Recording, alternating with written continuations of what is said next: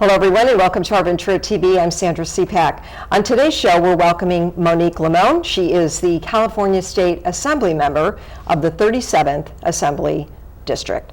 Welcome to the show. Thank you so much for joining us. Thank you, Sandra. Thanks for having me. I'd like to address the fact that you are now in your second term as Assemblymember here. And you were also born and raised in the same district, so you have a really good sense of what people may want to know more about here in this district. So tell us more about some of your current work here and what you will be looking at in the future. Thank you. Well, absolutely. I'm someone who was born and raised in this very district that I'm now humbled and honored to represent. And I've also seen our district grow and shift a lot. It's a slightly different district than when I remember being in Ventura County. And all of those things are part of my considerations when I'm in Sacramento. Assembly members really have three main priorities. One is to vote in favor or against bills that come our way as they might impact the district. Secondly, it's for ourselves to put together bills or legislation that would positively help our district. And the third is, I think, one of the most important things that we do, but people forget, is that we help our constituents navigate state agencies. And during the Thomas fire is probably one of the times where we did more of that than we have ever done, because a lot of our constituents had to navigate through insurance, through different claims, energy, and so forth. And so that was a big part of the role that we did. And currently, in my role in the State Assembly, I chair Banking and Finance. I'm also the vice chair of the Legislative Women's Caucus, which is bicameral and bipartisan, as well as I chair the Select Committee on the nonprofit sector. Those are my three leadership roles, as one would call them. But additionally, I serve on the Health Committee, on the Housing Committee, and on the Budget Committee. Those are some of the committees that I serve on, in addition to Banking and Finance and others. And so I keep pretty busy. This year I had a number of pieces of legislation that I moved forward, specifically in those areas. I look at the environment. I also look at Banking and Finance as the chair. Women's issues are, continue to be important to us. So those are some of the legislation that I worked on this year. Very good. As you are aware, one issue that affects your district, as many, is homelessness. So I'd like to touch on that a little bit. What you're doing for this issue and what you can provide as far as funding from the budget for this particular issue in the community. Homelessness has been an issue of importance for our district for some time. I've been in this role for 3 years, and all 3 years I've been hearing from local members of our community that this is an important issue. And what the state has done is, over the 3 years that I've been in the legislature, we have provided over $2.4 billion in funding for homelessness. And the way that we do that is that we allocate the money in our state budget. That money then goes to the counties, and the counties then determine how to best use it locally. When you have 58 counties in the state, not all believe that they can or that they should do things exactly the same way. You have rural counties, coastal counties, and everything in between. And so here in Ventura County was allotted about $5 million for what we call the HEAP funding program, and that's the Homelessness Emergency Assistance Program.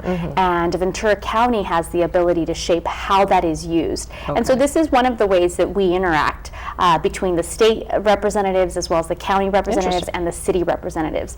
There are some things where you will see that the state is very prescriptive in terms of what should or should not be done. And there's other things where we really look to our counties and cities to guide us, because everyone is doing things slightly different and everyone has a slightly different need. Right. Well, homelessness is something that we want to bring some good changes to. Absolutely. And certainly in this community, I know people will be very happy to hear that. You mentioned you're the chair of the Banking and Finance Committee, which has recently brought forth legislation that we will talk about now, which is Bill 539, which is something you introduced. So I'd like to hear about that and what you're doing in terms of that particular bill.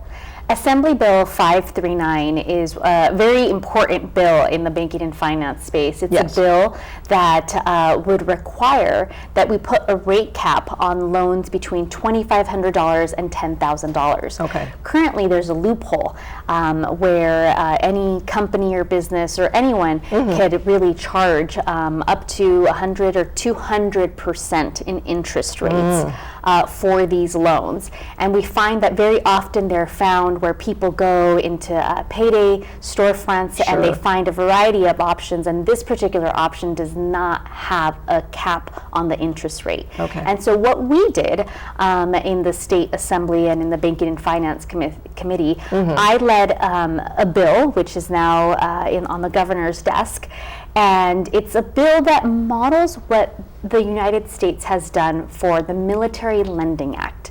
The Military Lending Act was put into place as a way to protect active members of the military. Okay. And anytime they disclose that they're active members of the military, no one can charge them more than 36% interest. And 36% still feels very high. It does. It's higher than credit cards, Right. it's higher. But we have to remember that we're closing a loophole that charges up to hundreds in interest rates. Which can really affect a family who's Absolutely. going to borrow money Right. now. That's if really someone needs to borrow money, Right. they're usually in a time of need, and we Exactly. don't want to.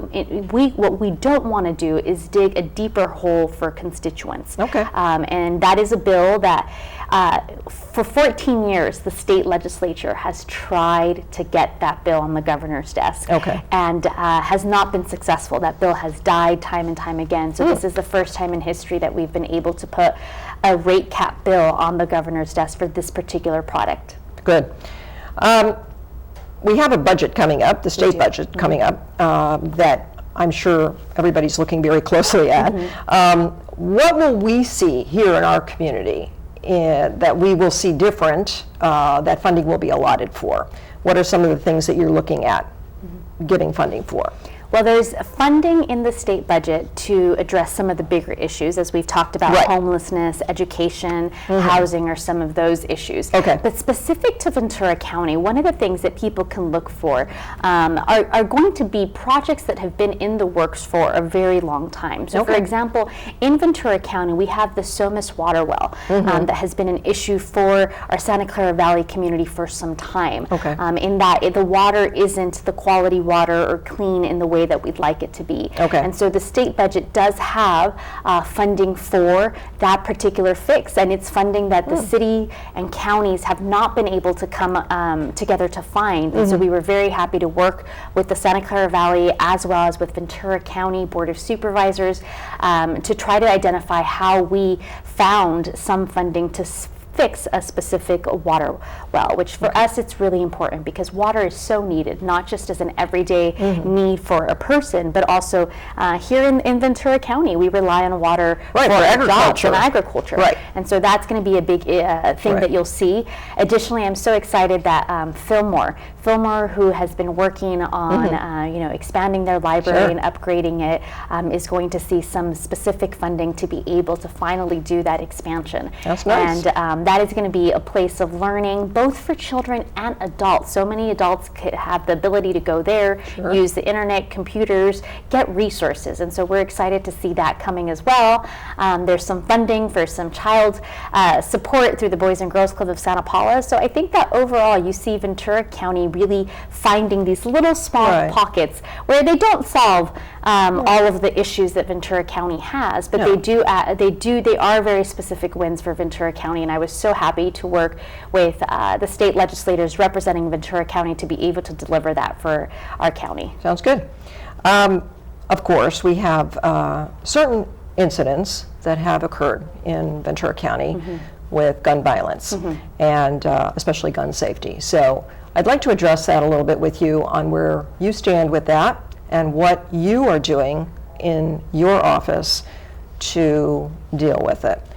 It's a very hot button for many people who really want to see some changes there. So I'd like to hear from you on what you plan to do to handle that. Yeah, gun violence has been an issue that has been of great concern to communities, not just Ventura County, but really communities all throughout the United States. Right. I used to be on a school board, and when I was the president of the school board, the Sandy Hook incident happened. And while I worked at UC Santa Barbara for a number of years, we had the Isla Vista shooting happen. Okay. And while in the legislature, we had the Thousand Oaks shooting happened at Borderline. And so, regrettably, we've seen a number of incidents that have brought, I think, needed attention to what it means to have a community that has gun safety measures in place. I know that California is at the lead and forefront of thinking about these things. We think about background checks, which are already part of the law. Right. We think about a waiting period, which is already part of the law. Right. We think about where guns can and cannot be sold, which is we already have laws in place. And so we really are looking at the laws that we have in place and how to strengthen them. One of the things that came forward this year had to do with welfare checks and gun safety. Okay. The original law came post the Isla Vista shooting, and after Borderline shooting, Assemblymember Jackie Irwin worked to really reintroduce that and to think what could be done so that public safety has the tools, the resources, and the training, not just to have a law, but to understand how they can better implement the law in order to keep guns out of the hands of folks who should not have them. And I think that that's a really important distinction. Yes. That the goal for legislators isn't to, take away anyone's rights. The goal has really been about how do we reduce the number of guns on the streets and the number of guns that are to folks who don't have the permits, who haven't gone through the process, who don't lock their guns in a safe place as the law requires. And that's what we're really looking at, what can be done. You're a very strong supporter of childcare, and of course, here in California, childcare is a big issue, family care. I'd like to hear a little bit about your approach to the Family Care Act and how you support it and what you have in mind for this particular district. Yeah. As the Vice Chair of the Legislative Women's Caucus, the Women's Caucus has been thinking about childcare for decades. Yes. And the cost of childcare, not just in Ventura County, but all over the United States, has gone up and is now really a factor that is considered into a family's economic plan because it's so expensive. And so what we're looking at are a couple approaches. One, we're looking at the number of state-funded childcare spots that are available. Okay. We are very clear in the state of California that we do not have enough childcare spots, not just for folks who may be working class or low income. Sure. We just don't have enough childcare spots, but we're also looking at what can be done to make it more accessible and affordable. Additionally, the third thing that we're doing with the Family Care Act is also figuring out how we strengthen the workforce. One of the things that we've seen about the childcare workforce is that it's a high burnout space, particularly because it does not pay well, and there's not really a coordinated effort to do training, to do support for childcare workers across the state. And so the Family Care Act, that's one of the things that it does, is it really brings the workforce, it strengthens the workforce, so the workforce can then be able to strengthen the quality of childcare that we provide in our state. Which is extremely important. It is. And I think it will benefit everybody in the long term, which is very important. What are some of the items you're looking at really quick for the near future now? What are some of the things that are very important to you? Here in Ventura County, we continue to think about housing, the impact on housing. Sure. Transportation is also very important. We have the 101 corridor. Okay. We have a MetroLink on one end of the county, and those are the things that we're trying to think about and address. Okay. The changing climate is something that is important. This year, I introduced a bill that worked with agriculture to try to help our really important economic driver in Ventura County, agriculture, adapt to some of these changing climates and the droughts and the change in the soil quality. And so those are some of the things that I hope to be able to continue to do, as well as work on women's issues as the Vice Chair of the Women's Caucus. Always like to hear that. As the Chair of Banking and Finance, making sure that every single financial product that's out there is a financial product that does good for the consumer. Are you able to share the website with us for viewers to get more information from your website? So our website, anyone that's looking for our website needs to just go and Google Monique Limon Assemblymember, but it is www.asm37california.gov. Very good. Thank you so much, Monique Limon, the State Assembly Member of the 37th District here I thank you so much for joining us today. Thank you, Sandra. Thanks so much for having me. Very good. Thank you. And thank all of you for joining us today on Our Ventura TV. I look forward to seeing you next time. Bye, everyone.